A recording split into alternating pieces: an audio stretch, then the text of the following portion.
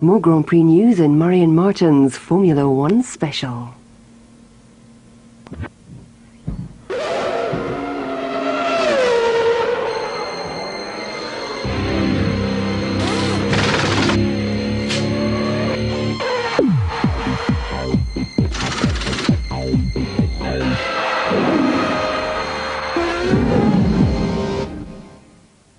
Welcome to Imola. The Grand Prix circus is in Europe for the first time in 1998. That's right, familiar ground for the teams and the return of F1 Special.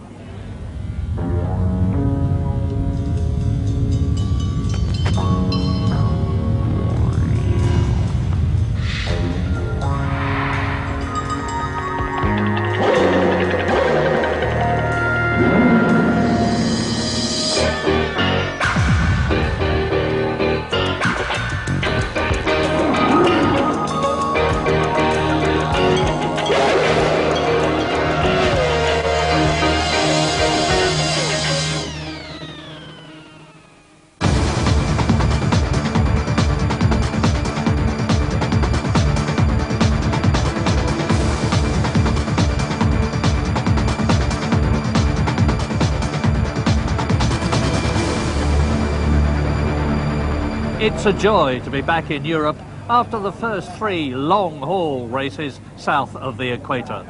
And with the motorhomes back in the paddock, it's all go. But it's not just any Grand Prix circuit, it's Imola, closest to the Maranello home of Ferrari, just 40 miles away. Louise Goodman made a special trip out there to spend the day with Eddie Irvine. He put her through her paces in a brand new Ferrari 355 F1 car. Woo! Plus Murray takes a special trip to search for San Marino. We take a look behind the scenes at Formula One chef Paul Edwards, and we paid a special visit to world champion Jacques Villeneuve, who's had a nightmare start to this season. Plus all the news from today's qualifying session here at the San Marino Grand Prix. And here it is coming up. 60 minutes of stirring action earlier this afternoon. James Allen reports. On a baking hot afternoon in Italy, qualifying started slowly with no one wanting to go out first. Ferrari had joined the trend for X-Wings, much to the disgust of some commentators. It's akin to seeing a Ferrari on the M25 with a tow bar and a caravan behind it. I think it looks terrible. The big guns were holding fire, not wanting to show their hand too soon, as the cat and mouse game continued. Jacques Villeneuve ended the phony war, but at the moment, going out first is the only way that Williams are going to get provisional pole position. Villeneuve's teammate Heinz-Harald Frentzen temporarily held second spot, but was also struggling with Williams' lack of straight-line speed. He's hoping for better days ahead. Alexander Wurz, on the other hand, was making the most of Bridgestone's slight tyre advantage, lowering the pole time by 1/10 of a second. But then David Coulthard came out and underlined McLaren's advantage at his first attempt. Look at that! 1.3 seconds faster than Alexander Wurz. Then came the man the Tifosi most wanted to see on pole, Michael Schumacher, in characteristic attacking style. But even the X-Wings couldn't give him the edge he needed. Ferrari expects great things from both drivers, and Eddie Irvine was keen to win his place in the hearts of the highly critical Italian fans. Mika Häkkinen was on target to comfortably beat Coulthard's pole time, but Fisichella's stranded car brought out a yellow flag on the start-finish line. Häkkinen had to lift off, and the lap was lost. But Mika kept his head and went for it again. Next time through, he really gave David Coulthard something to think about. Jordan had made a big step forward since Argentina, a longer wheelbase giving the car better balance and grip. Damon Hill was on a high and looking for a slot in the top 6. But Coulthard was driving at the top of his game. Nothing was going to separate him from his 7th career pole. Over there, David Coulthard comes through, and that time Yes! is... Yes! David Coulthard improves his time. Fabulous last sector. Eddie Irvine needed to improve on 6th place, and the Irishman certainly gave the Tifosi a big smile. And goes up to 4th place. Wow! Now, Jacques Villeneuve made a late charge in the Williams and pipped Damon Hill for 6th place on the grid. Damon tried to better his former teammate, but his luck ran out when the Honda engine expired for the first time this year. Still, he'll be happy to have at last out-qualified his current teammate, the hard-charging Ralf Schumacher. Michael Schumacher closed to within 0.4 of a second of pole and seemed pretty happy with his third place on the grid. So, a 7th career pole and the second time this year for David Coulthard. Alongside him his teammate Mika Häkkinen. Row 2, an all-Ferrari affair, Schumacher and Irvine, and they haven't won here for 15 years. 5th on the grid, a fine effort from Alexander Wurz ahead of Jacques Villeneuve in the Williams. Then it's Damon Hill in the Jordan and Heinz-Harald Frentzen in the second Williams, and down in 11th spot, Britain's other driver, Johnny Herbert. I think we could have improved maybe one position on the grid. But overall, the weekend so far has been very encouraging. We mustn't be too downhearted. We were 4th this morning, and you know we'd like to have been 4th in qualifying, but the competition is very tight, and we just have to keep pushing. It's fantastic to feel the support, but it unfortunately doesn't make me faster. I lost a lot of time in the last sector and was not able to get the pole position. The first sector, second sector, fantastic. The last sector was disaster, so I lost all the time, but difference was only like this, so it doesn't matter really. We have a very good atmosphere in the team, and so also thanks to the team, for the mechanics, engineers, because the atmosphere is good and we do nice and steady jobs, and that's what makes us consistent. Do you feel you're in a strong position for the race? I think we are knocking onto the door for the podium. So that's how they line up for tomorrow's San Marino Grand Prix here at the Autodromo Enzo e Dino Ferrari at Imola. But Imola's in Italy, and San Marino's a republic in its own right, so why don't they hold their Grand Prix there? And where is San Marino? Well, head towards Rimini, they told me, and that's what I'm going to do.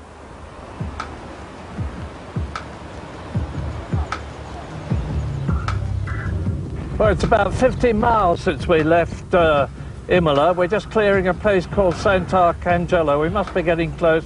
Ah, there's a sign, San Marino. That's the first one we've seen, and it's some 50 miles. Well, never mind, boys. We're on the trail. You know, it's a quite incredible thing, but it's about the 15th time I've been to the San Marino Grand Prix. And this is the first time I've ever been anywhere near the place. There is San Marino itself, without a doubt, because look at that tremendous drop on the left-hand side, almost vertical. I think it's about 1,300 feet from top to bottom, and certainly there are the distinctive 3 towers up on top. The traffic is pretty horrendous. It's getting tighter and tighter all the time. We're climbing all the time. It's quite an arduous business getting to San Marino. My ears just went pop then. But there it is. They say in the guidebook, you know you're there when you see the blocks of apartment buildings. And if they aren't apartment buildings, I'm a Dutchman.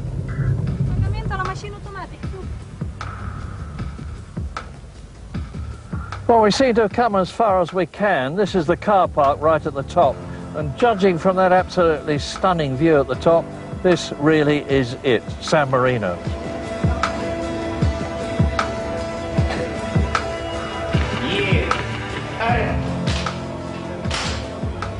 Well, we've just seen the changing of the guard here at Government House, and it's perhaps a good time to ask why the San Marino Grand Prix is held in Italy.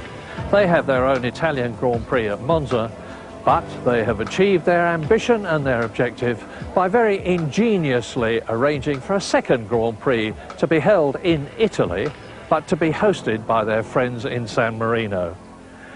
See what I mean about the scenery here? It's absolutely breathtaking. I didn't need my passport after all, which is a pity because I was hoping to get a stamp from the Director of Tourism.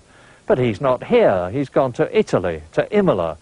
Apparently the San Marino Grand Prix's on. Oh well. Lot more to see. This is nice. I can get some for you. Cheap. Well, I'm not too surprised that not many little old ladies make this trip. There's a heck of a lot of climbing involved. But Up here behind me now is the Frater Tower. That's the highest point of Mount Titano. 3,000 feet high, it's a sheer drop the other side. And this trip really is well worth making. San Marino turns out to be a pretty and very effective place, but it's not at all surprising that they don't hold a Grand Prix here. Well, back here in Italy, where they do hold the Grand Prix, it's back to business. Reigning world champion Jacques Villeneuve's had a very difficult season so far. I caught up with him earlier to try and find out why. It's been difficult, but you know, we're in the position that most teams were in the past, and now it's our turn to be there and to try and fight it out. We're pretty much on the edge. We've pushed the limit of the car and the limit of the engine, and that's where we're standing. So it is a little bit difficult. But what are the main problems with the car? Well, the rear end is our weak point right now. We seem to have a very difficult time to make it work properly, so you're always fighting it. Do you think you can turn it around quickly enough? Well, by Monaco we should have all the parts to help it a lot. We'll have some of it in Barcelona, but it takes a while to get it ready. We started work a little bit late, I reckon. For our viewers, what do you mean when you say all the parts? You're talking new suspension or new aerodynamic parts? We're working on the whole rear end. We tested in Jerez a completely different rear end, basically last year rear end, and it worked a lot better. So now we're making sure that it fits properly to the new car and to be able to race it. In my mind's eye, when I think of your 3 races this year, you've been defending the whole time. You've had cars coming up, you've had to hold off cars. It doesn't seem to suit your driving style. You're normally an attacking kind of guy. Well, it's more tiring to actually spend the race looking in your mirrors. The races themselves have been fun, but it's difficult then when you get home and you think about the fact that you've been sweating and working hard just to try and be 6th or 5th, and then that's a little bit difficult. Do you think you can still win the World Championship this year? Is it out of reach, do you think, already, or can you turn it around? Well, that's why we're working hard, because we believe we can turn it around. I know it's far-fetched, but we have to believe it, else there's no point in fighting, and everybody in Williams wants it, everybody in Williams wants to be more competitive, so we're working towards that goal. And can it start here in Imola? Well, it'd be a little bit difficult here. I expect it to go better as of Barcelona and mostly Monaco. So your car should be pretty good right now. I mean, it seemed okay on the Friday session. You looked happy, you were attacking the course, you were using the curbs really hard. Yeah, I can attack with the car, but you know, every second corner you're sideways and you're fighting it. The thing is, we're already on the limit of the car, and I don't really see how we can go quicker. So for Friday we're good compared to last year, but then the problem is we don't make the progress on Saturday and Sunday. Thanks for your time, Jack. Much appreciated. Thanks. Stay with us while we take a break, because there's a lot more to come, including a rare look behind the scenes at Ferrari with Louise Goodman and Eddie Irvine, and cooking Grand Prix style.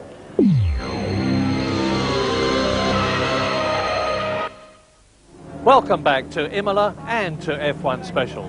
Here in Italy, Ferrari is almost sacred, and to the Tifosi, it's the home of the gods.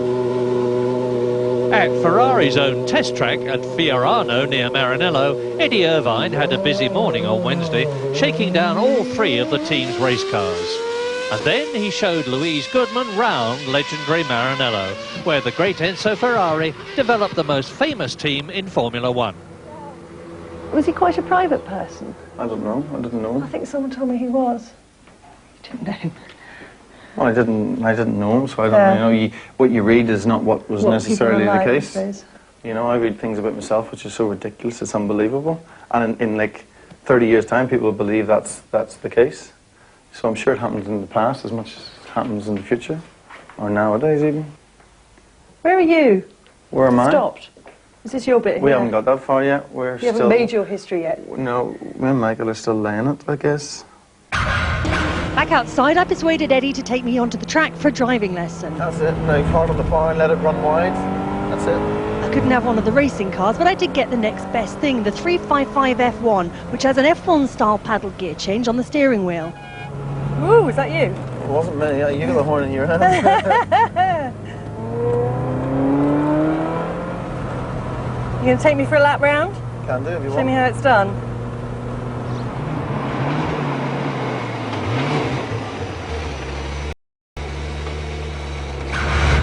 So just go when we want? Just a steady, you know, quiet lap around Fiorano. Yeah. Like hell. I've driven with you before.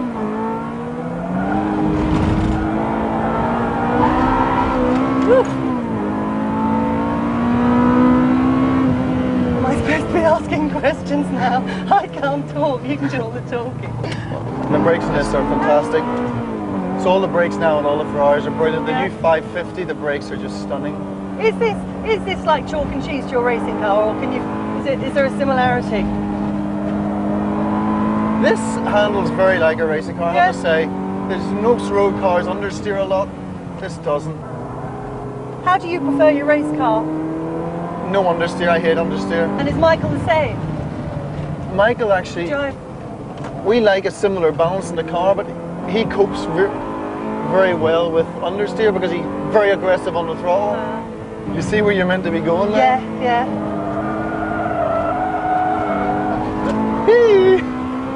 It's starting to move around a bit more. Time to stop now, I think.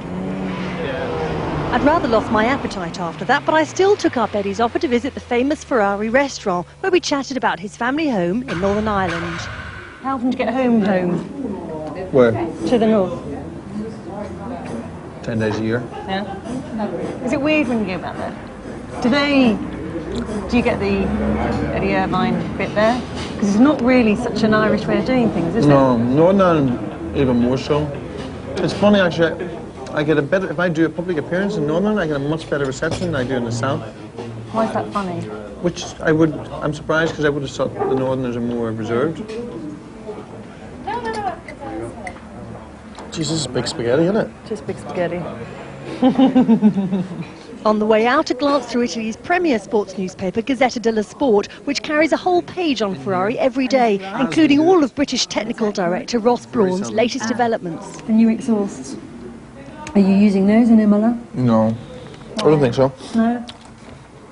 Because reliability is always Ross's top priority. Okay. If you don't finish, there ain't no point being fast. That's very true. Is Ross's, I think, favourite saying. He's a good bloke, Ross, He's isn't he? brilliant. He's transformed this place. No? Transformed it. And finally, a visit to the museum, where we found this model from the early 1980s. It was driven by Gilles Villeneuve, father of Williams driver Jacques. You can see, like, there's no protection in these things at all. Like, look at that. Or worse than that, it's sharp edges and Yeah. it's leaf. You had an accident one of them, you had no chance. Did you drive that? Oh, aye. It's a nice, they're a nice car. I'd say they're a lovely car to drive. Does that not matter to you? What? Well, the sort of safety side of it. Yeah, you just don't, like, if you look at the cars I drove years ago, they weren't safe, were they, compared to now, but... You just don't think about it? You don't. And that was my first Ferrari, which was a dog. Eddie has no such complaints about his current car. He says it's the best he's ever driven. He was third at the last race in Argentina, a race won by teammate Michael Schumacher. This weekend, Eddie's looking to make it 2 wins in a row for Ferrari.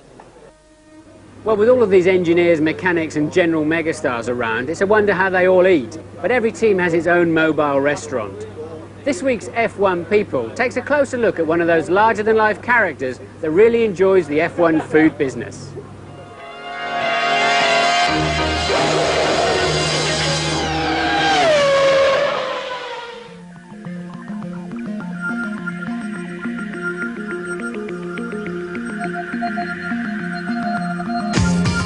My name is Paul Edwards.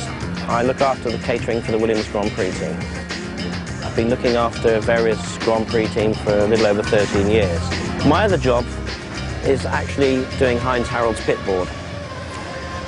I thought it was a fairly daunting task at the beginning, but I seem to have got into the frame of things now. Best part of the job is seeing the guys enjoying what we've actually prepared for them, and all the little things that they appreciate. I can't really think of one guy that doesn't actually say thank you for the food after lunch, which is always a great spot for us, really. See what we have to put up with?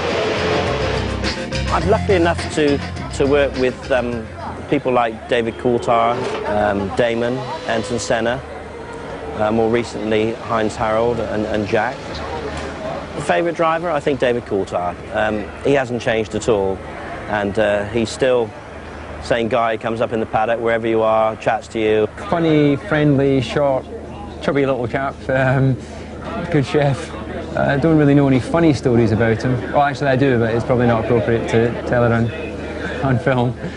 On many occasions in the last couple of races, I've actually held out the pit board for Jacques instead of Heinz Harald. And Heinz Harald has always said to me, you have forgotten me this time. Anne Bradshaw, when she worked with the Williams team, nicknamed me the Fat Controller. But it's moved on now, and I'm now called the Turkey. I'm not quite sure why the turkey has become a symbolic fact, but it seems to have stuck, and it seems to amuse all the team, so as long as they're happy, I have to take it. Food for thought at Imola too. We've had a wonderful qualifying session, and for the second race in succession, it's Scotland's David Coulthard in pole position. He's with Martin Brundle. David, great pole position lap. When you leave the pits and you've got to go and you know you've got to do it, do you talk to yourself? Do you say anything to yourself? Not really. I guess, in my mind, maybe I'm reminding myself to not get too adventurous, because the worst thing you can do on a new set of tyres is try and gain it all in the entry. You want to try and use the new rubber in the mid-corner to give yourself a good exit. But I'm not aware of myself sort of having a conversation. It's not the sort of Nigel school. I believe he used to put the radio on and sing to the pits. So it's 2-2, you and Mika. He's out-qualified you twice. You've now out-qualified him twice, 2 consecutive poles. Do you think that sort of thing is important psychologically for him and for you?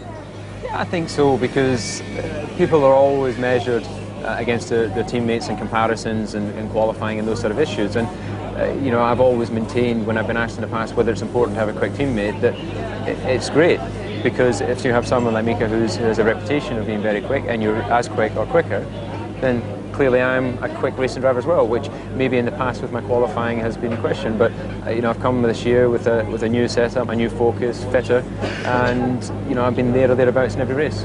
Tomorrow's race, what is in your mind? What can you do?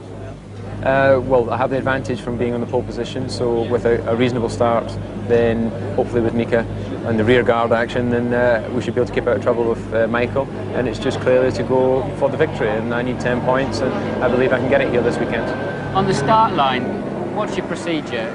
You've got the car positioned on the yellow line, and then what do you do after that? Well, clearly the positioning is very important, so the car isn't moving before the lights come on. But the main focus is just waiting for the first of the 5 red lights to come on. I select the first gear when the first one comes on. I don't like to burn the clutch out by sitting there for too long. And then just try and control the wheel spin when they go out, and try and, of course, anticipate when the red light's going to go out. Do you think Schumacher can give you any problems into the first corner? I think that he will definitely be having a go, because that gives him the best opportunity, and a track like Imola is difficult to overtake. Are you going to win the race? Yes. Good luck. Thank you. That's it for today's F1 special, but tomorrow you can watch the San Marino Grand Prix live on ITV starting at 12:20. And now we'll leave you with the man of the day, David Coulthard.